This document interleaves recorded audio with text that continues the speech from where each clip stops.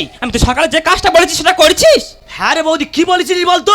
দিদি রে এ মুখ পুরা গিলে খেয়ে বসে আছে কেন? আমি তোর আটা মাখতে বলেছি, আটা মেখেছিস? তুই আটা মাখতে বলে? হ্যাঁ। বৌদি তুই 2 মিনিট দাঁড়িয়ে তোর আটা মেখে দেখিয়ে দিচ্ছে।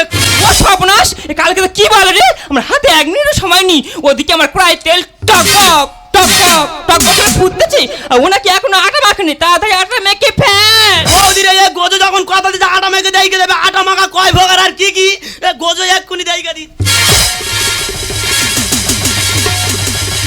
ও সর্বনাশ, মামাদের ভাব দেখো।